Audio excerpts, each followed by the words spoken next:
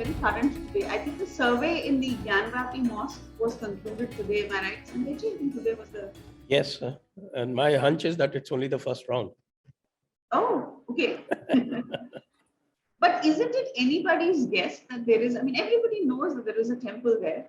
There was a temple there. Everybody knows Kashi Vishwanath was there and that Aurangzeb destroyed it and that the priests moved. I mean, everyone knows the story.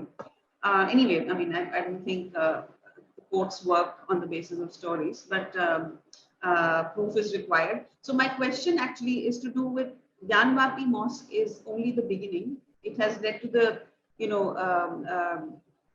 rise of, or it has led to or raked up, murmurs about other such monuments, like, for example, the Qutub Minar and Taj Mahal. I know you did a show recently on this.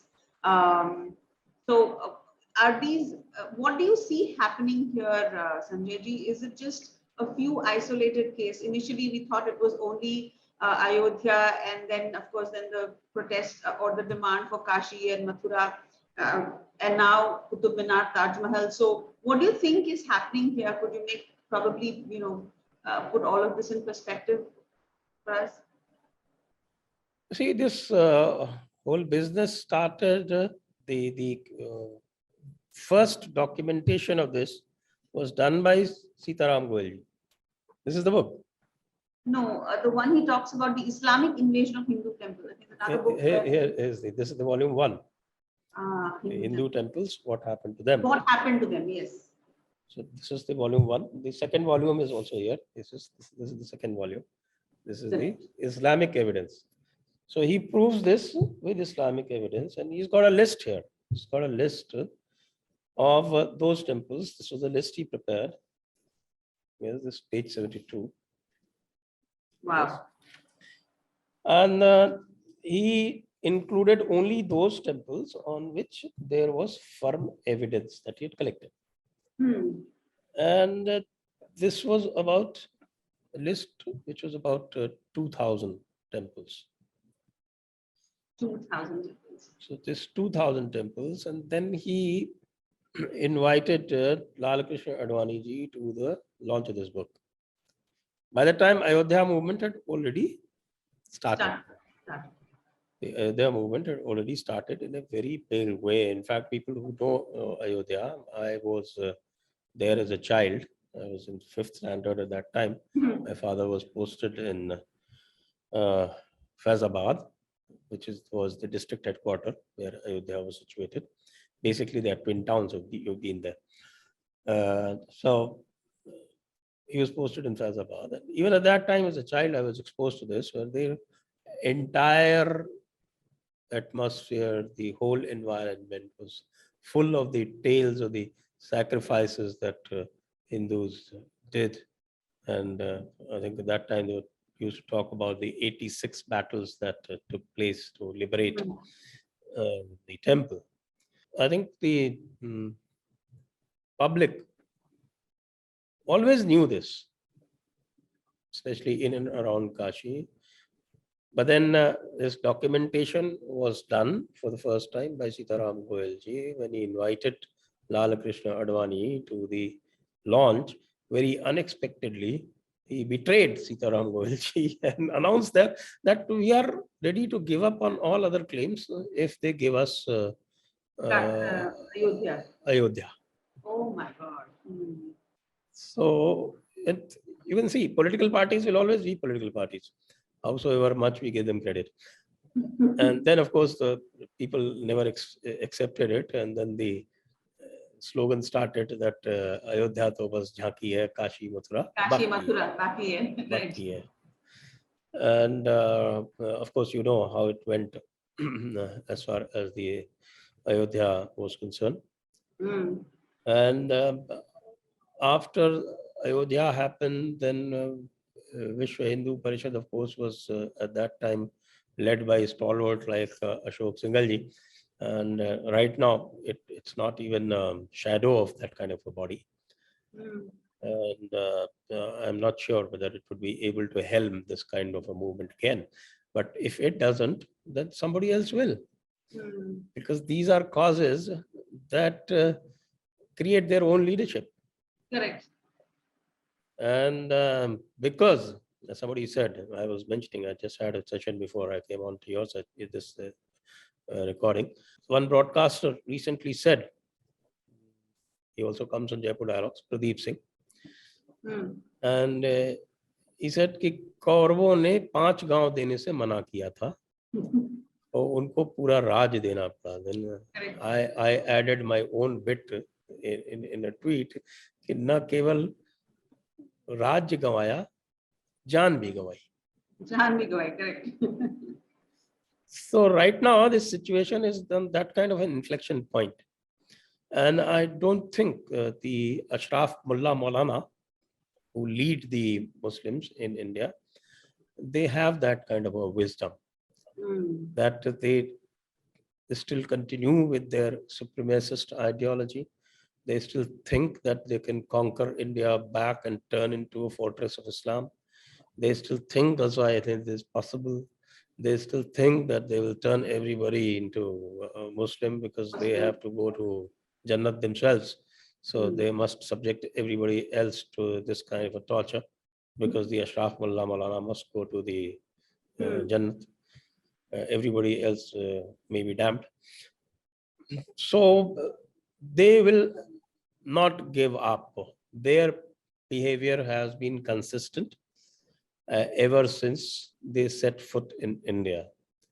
And you can see that in all recorded writings of the Muslim historians.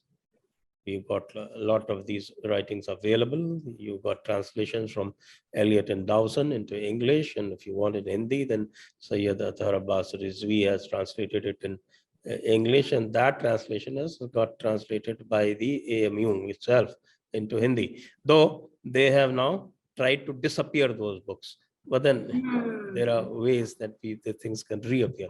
So all those books have reappeared on the Internet archives. And they are available. Athar Abbas Rizvi's books in Hindi as well as in English, and Eliot and Dowson, of course, is widely available. So you can read. What's the name again of the British or the English writer? This is India's history. India's history by Indians, something like that. Okay. Eliot, ELLIOT, Eliot and Dowson. Dowson. Eliot and Dowson. Okay. Eliot and Dowson. So if you Google Eliot and Dowson, you will get this.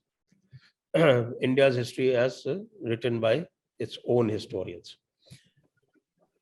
So all those accounts are available. And when I showed you this volume 2 of Sitaram Goelji's book, the Islamic evidence, and most of it comes from the Islamic authors. So that's something that their consistent behavior they cannot deny.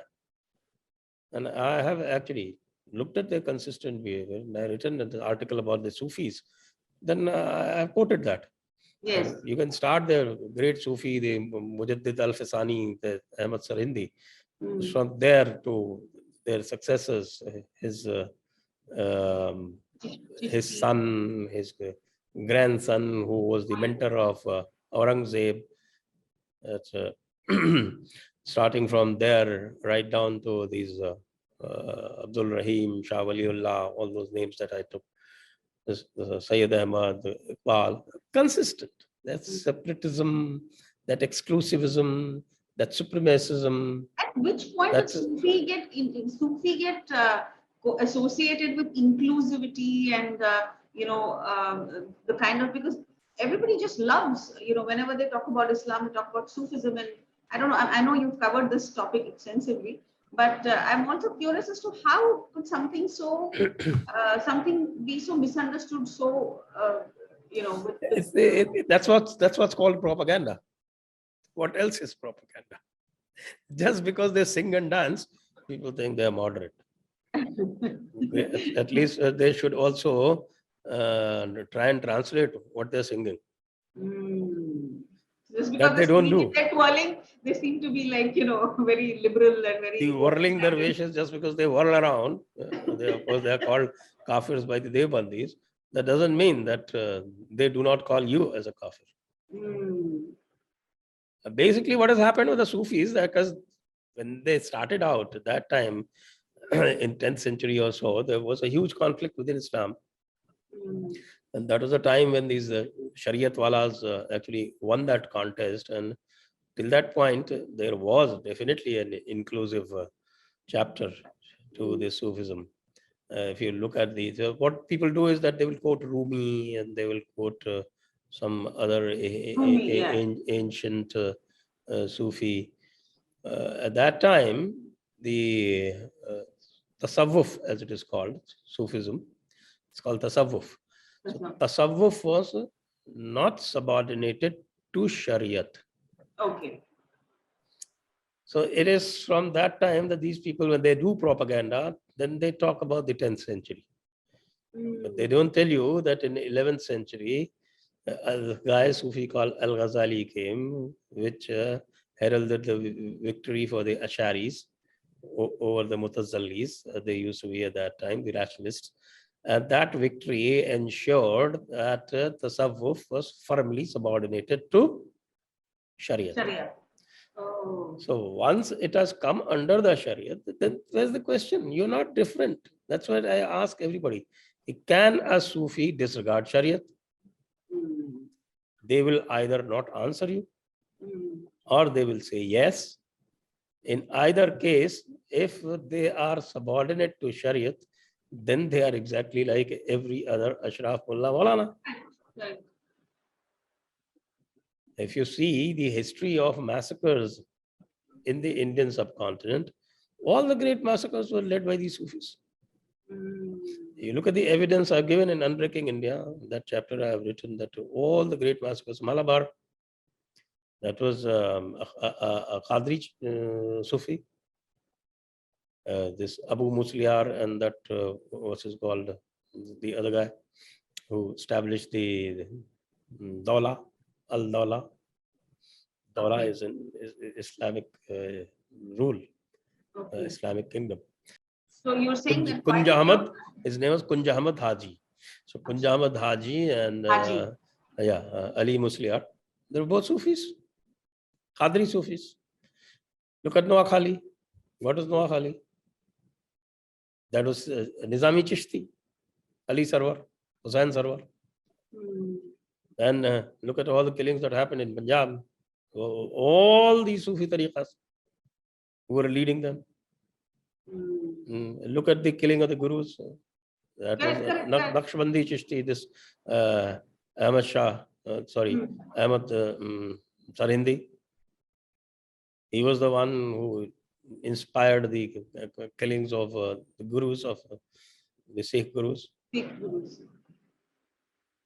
So all this is a complete hoax. Then look at the evidence afterwards. Who was Aurangzeb? He also, I think, followed a Sufi. Yes. So he followed the Naqshbandi tariqa. He was his peer murid. You know, you have this the guru disciple kind of a relationship, peer and murid. His peer was Muhammad Masoom, the son of Ahmad Shah, Sheikh Ahmad Sarindi. So Mian Masoom was his peer. Aurangzeb's peer. Aurangzeb's peer. Right. So he was actually initiated into the Naqshbandi Sufi Silsila. All these Abdul Rahim, Shah Waliullah, all of them followed these Sufi tariqas. So this is a complete hoax. And let not anybody be misled by these. There's only what is called, I think there's somebody made a very fine remark as a comment on one of my videos on Sufis. सूफियों में और बाकियों में फर्क इतना ये है कि वो गाना गा के आपकी गर्दन काटते हैं.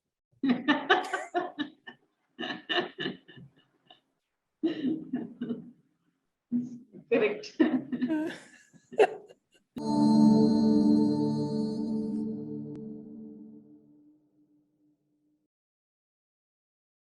Please remember to subscribe to us and switch on the notifications for this channel.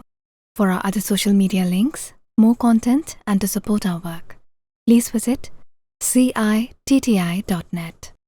Dhanyavad. Namaskar.